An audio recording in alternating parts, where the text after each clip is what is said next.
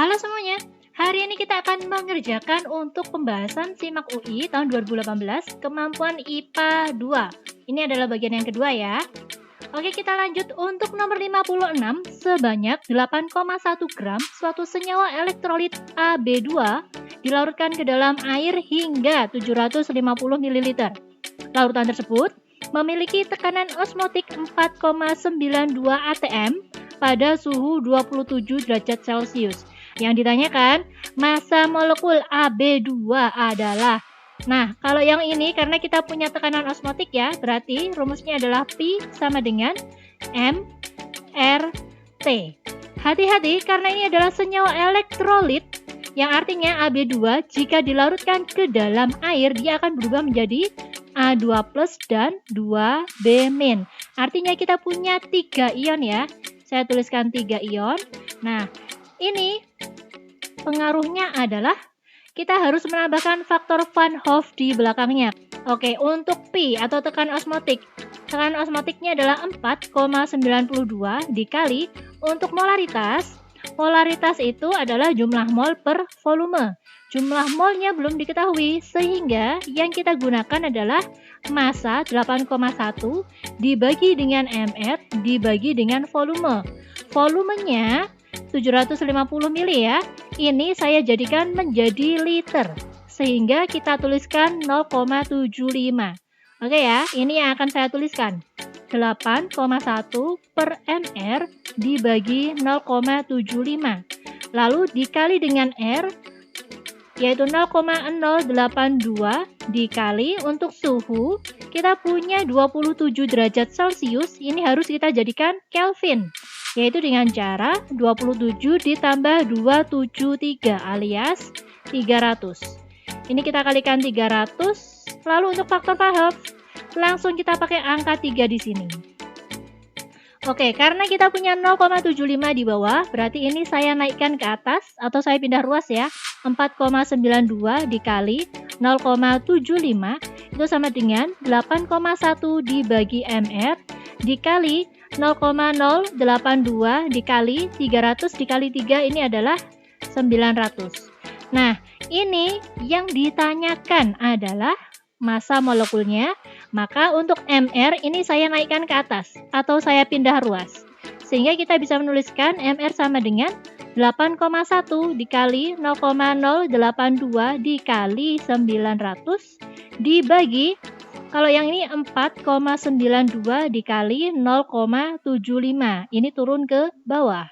Nah, kalau yang ini hasilnya adalah 162, yaitu yang C. Lanjut yang nomor 57. Buffer. Larutan buffer dibuat dengan melarutkan 200 ml asam asetat 0,15 m dan 100 ml larutan natrium asetat 0,25 m. Nah, kalau yang ini asam asetat ini adalah asam lemahnya, sedangkan natrium asetat ini adalah garamnya. Kita udah dapat garamnya langsung ya. Lalu perubahan pH larutan buffer setelah ditambahkan 50 ml HCl 0,1 m adalah, nah berarti pertama jumlah asamnya dulu, asam asetat. Kita cari dengan molaritas dikali volume, molaritasnya adalah 0,15, volumenya 200. Ini kita dapatkan 30 milimol. Selanjutnya, jumlah mol untuk garam ya, berarti natrium asetat. Ini rumusnya sama, molaritas dikali volume, molaritasnya 0,25 dikali 100. Ini kita dapat 25 milimol. Lalu ke dalam larutan buffer kita tambahkan HCl. Berarti kita tulis di sini jumlah mol untuk HCl. Rumusnya sama, molaritasnya 0,1, volumenya 50. Berarti ini ada 5 milimol. Nah, ini sekarang kita akan menuliskan kesetimbangan atau sistem yang ada di dalam larutan buffer. Karena kita punya asam asetat, berarti ini adalah CH3, COOH, dia akan memiliki kesetimbangan dengan CH3COO- plus H+. Asam CH3COH kita menggunakan angka 30. Lalu CH3COO- ini adalah basa konjugasinya ya, atau garamnya. Berarti yang kita gunakan adalah natrium asetatnya, ini 25. Lalu yang H+, ini kita menggunakan HCl. Tadi kan saya sebutkan, kalau di dalam larutan, ke dalam larutan ditambahkan larutan asam atau HCl, sehingga yang kita tambahkan adalah HCl atau H+, yang artinya karena dia ada di sebelah kanan, maka reaksi akan bergeser ke sebelah kiri. Sehingga di dalam mula-mula reaksi setara, yang bereaksi ini adalah 5 dan minusnya ada di sini, di sebelah kanan. Oke ya, ini juga min 5. Sedangkan yang di sebelah kiri, kita gunakan plus 5 karena reaksi bergeser ke kiri. Hasilnya kita punya 35, kita punya 20, dan ini habis. Kita bisa menentukan untuk konsentrasi H+ sama dengan Ka dikali asam per garam. Nilai Ka-nya nggak ditulis, nggak apa-apa, tulis aja langsung Ka aja. Lalu untuk asam kita punya 35 dibagi dengan 20. Nah, 35 dibagi 20 itu sama dengan 1,75 ya. Berarti ini adalah Ka dikali 1,75. Lalu untuk pH, berarti ini adalah main log dari, ini kita punya Ka dikali 1,75. Jika kita punya nilai main log Ka, itu nilainya sama dengan pKa. pKa-nya berapa? pKa-nya adalah 4,7. Ini adalah 4,7 dikurangi log 1,75. Berarti jawabannya langsung ya, 4,7 main log 1,75 yang C. Nomor 8. Dari keempat reaksi redoks berikut ini, yang merupakan reaksi disproporsionasi atau autoredoks adalah jika yang diinginkan adalah reaksi disproporsionasi, artinya terdapat satu senyawa, dia akan berubah menjadi, misalkan ini ada senyawa A ya, ini ada senyawa A, dia akan berubah menjadi B dan C, di mana dia mengalami reaksi oksidasi dan mengalami reaksi reduksi sekaligus. Oke, kita cek. Untuk yang pertama ada 3I2. Untuk iodo di sini bilangan oksidasinya adalah 0. Iodo dia berubah menjadi dua senyawa yang berbeda, yaitu HiO3 dan juga 5Hi. Untuk HiO3, bilangan oksidasi oksigen adalah min 2. Min 2 dikali 3 adalah min 6. Untuk hidrogen adalah plus 1, sehingga untuk iodo yang ada di sini ini adalah plus 5. Lalu untuk Hi, kita udah tahu ya kalau Hi itu plus 1, maka iodo adalah min 1. Di sini dia mengalami oksidasi, membentuk HiO3, dan dia mengalami reduksi untuk Hi, sehingga ini adalah reaksi disproporsionasi.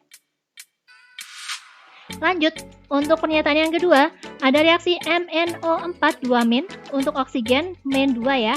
Min 2 dikali 4 adalah min 8. Karena kita punya min 2 di sini, artinya untuk mangan bilangan oksidasinya adalah plus 6. Mangan yang ada di sini dia berubah menjadi dua zat yang berbeda, yaitu MnO2 dan MnO4-.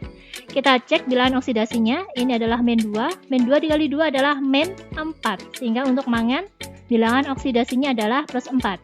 Untuk MnO4- atau permanganat, oksigen bilangan oksidasinya adalah min 2. Min 2 dikali 4 adalah min 8. Karena ada min 1 di sini, berarti kita butuh plus 7. Dari plus 6 menjadi plus 4 reduksi. Dari plus 6 berubah menjadi plus 7, ini adalah oksidasi. Berarti reaksi ini adalah reaksi disproporsionasi. Oke ya, lanjut ya. Untuk yang ketiga, sebenarnya kalau nomor 1 benar, nomor 3 pasti benar. Kita cek aja. Untuk BR2, BR2 berarti bilangan oksidasinya 0 ya. Dia berubah menjadi dua senyawa yang berbeda, NaBRO dan juga NaBr. Dalam NaBRO, oksigen itu adalah min 2, lalu untuk Na adalah plus 1, sehingga untuk Br ini adalah plus 1. Untuk NaBr, natrium, dia plus 1, maka Br adalah min 1. Br2 dari 0 berubah menjadi plus 1, ini adalah oksidasi. Dari 0 menjadi min 1, ini adalah reduksi. Ini adalah reaksi disproporsionasi.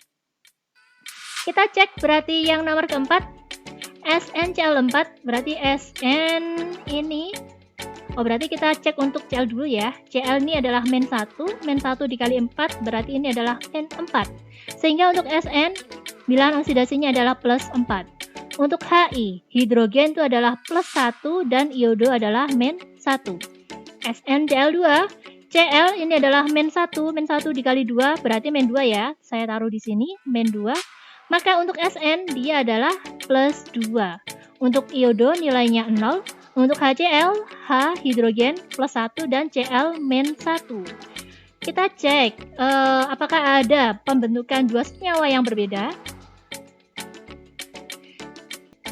Di sini kita perhatikan untuk Cl, dia berubah menjadi dua senyawa yang berbeda. Ya kan? Dari SnCl4 berubah menjadi SnCl2 dan juga HCl. Tetapi dia tidak mengalami perubahan bilangan oksidasi. Ya kan? Sedangkan yang mengalami perubahan bilangan oksidasi itu adalah Sn dari plus 4 berubah menjadi plus 2. Ini adalah reaksi reduksi. Dan juga untuk iodo dari min 1 berubah menjadi 0. Ini adalah oksidasi. Tapi sayangnya reaksi ini bukanlah reaksi disproporsionasi. Maka pilihan jawabannya 1, 2, 3 adalah yang A. Nomor 59, sebuah sel galvani. Ini yang harus kalian garis bawahi. Sebuah sel galvani tersusun dari elektroda grafit yang dicelupkan dalam larutan KClO4 dalam suasana asam dan elektroda Cu yang dicelupkan dalam larutan Cu nitrat. Jika sel tersebut dioperasikan, pernyataan yang benar adalah, nah yang pertama kita lihat untuk potensial reduksinya. Untuk Cu ini adalah plus 0,34. Sedangkan untuk ClO4 adalah plus 1,19. Yang lebih besar adalah ClO4, artinya dia positif ya, ini mengalami reaksi reduksi. Sedangkan yang lebih kecil dia mengalami reaksi oksidasi. Nah, yang perlu kalian ketahui, yang perlu kalian catat, dimanapun entah itu galvani ataupun elektrolisis, reaksi oksidasi akan selalu terjadi di anoda. Sehingga yang terjadi di anoda adalah Cu berubah menjadi Cu2 plus 2 elektron. Oke ya, ini anoda. Lalu reaksi selanjutnya untuk yang ada di katoda, berarti ClO4 atau perklorat ClO4 min, dia berubah menjadi ClO3. Nah, yang ini harus kita setarakan dalam suasana asam ya. Oke, untuk oksigen di sebelah kiri ada 4, oksigen di sebelah kanan hanya ada 3, maka saya tambahkan 1 buah H2O. Sebaliknya di sebelah kiri saya tambahkan 2H+. Nah, kalau yang ini muatannya min 1 plus 2 alias plus 1. Sedangkan di sebelah kanan ini muatannya adalah 0. Agar muatannya sama, di sini saya tambahkan 1 elektron. Oke ya. Kita cek untuk pilihan jawabannya. Yang pertama, pH larutan KClO4 bertambah. KClO4 berarti yang ada di katoda. Reaksi yang ada di katoda adalah 2H+ berubah menjadi H2O. Artinya, di sini terjadi penurunan konsentrasi H+. Konsentrasi H+-nya berkurang ya. Karena konsentrasi H+ berkurang, maka nilai pH-nya akan semakin bertambah. Selanjutnya, untuk yang kedua, pH larutan Cu nitrat bertambah. Nah, reaksi untuk yang Cu nitrat itu yang ada di anoda, Cu berubah menjadi Cu2+ aja, tidak melibatkan H+ ataupun OH-. Sehingga nilai pH-nya tidak bertambah ataupun tidak berkurang. Yang ini, yang nomor 1 ini benar ya, pH-nya bertambah karena pH-nya menjadi lebih besar. Yang ini benar. Lalu yang nomor 3, elektroda Cu beratnya berkurang. Yang ini benar, karena dari Cu ini solid berubah menjadi Cu2+ menjadi aquos sehingga melarut ya Cu-nya. Ini benar. Selanjutnya yang pilihan keempat, elektron mengalir dari elektroda grafit ke elektroda Zn. Nah, ini mungkin yang dimaksudkan adalah elektroda Cu karena yang dibahas dari tadi itu adalah Cu ya. Untuk aliran elektron itu mengalir dari kutub negatif ke kutub positif. Ingat, karena ini adalah galvani, maka yang terjadi adalah kapan, alias katoda itu adalah positif, sedangkan anoda itu adalah negatif. Ini aliran elektronnya seperti ini. Kita lihat untuk anoda dia menggunakan elektroda Cu, sedangkan katoda dia menggunakan elektroda grafit atau karbon. Maka alirannya dari Cu menuju grafit atau karbon. Berarti yang ini salah ya. Maka jawabannya adalah 1, 3. Pilihannya kita pilih yang B.